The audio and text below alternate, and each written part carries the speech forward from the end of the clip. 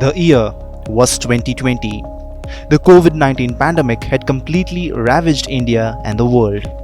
Offices, schools and colleges were shut, with online classes and work from home becoming the new norm.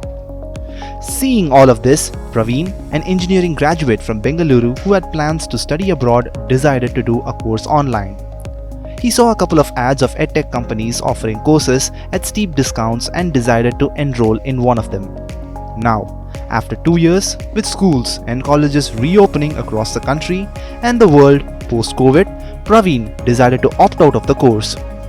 Not only that, many students like him want to pull out of the course. But why is this story relevant now? What's the context behind this? Watch this video package to know all about it. Byju's, Vedantu, Unacademy and Upgrad.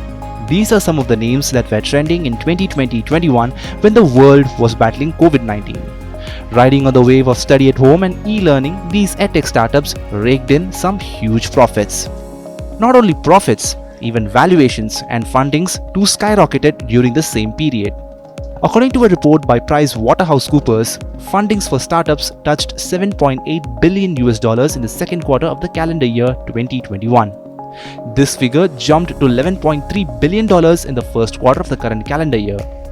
Edtechs alone clocked a funding value of $915 million during the corresponding period. But all of that changed during the second quarter of the current calendar year. From $11.3 billion in the first quarter, the funding value dipped to $6.8 billion during the second quarter.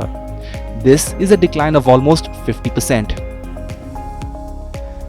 When it comes to funding trends, growth and late-stage funding accounted for 88% of the funding activity in the second quarter of the calendar year 2022. This was 39% of the entire deal activity, and the average ticket size of late-stage deals continued to be in excess of $100 million.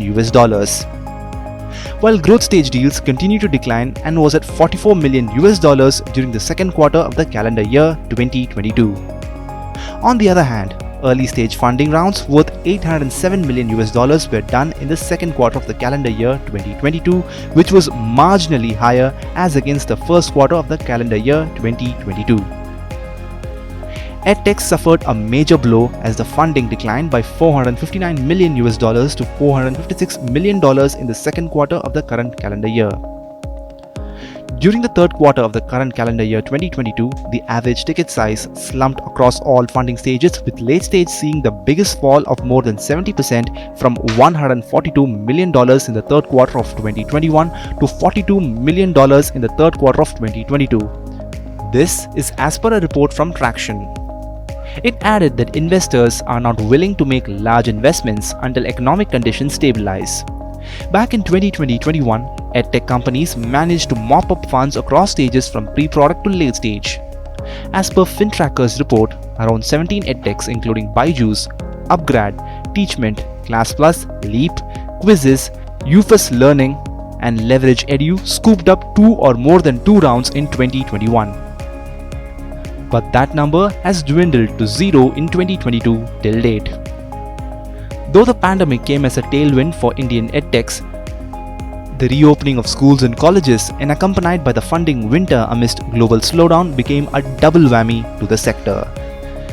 Cutting a long story short, edtechs like Byju's, Unacademy, Topper and White Hat Junior had laid off a major part of its workforce in multiple phases to tide over the ongoing crisis.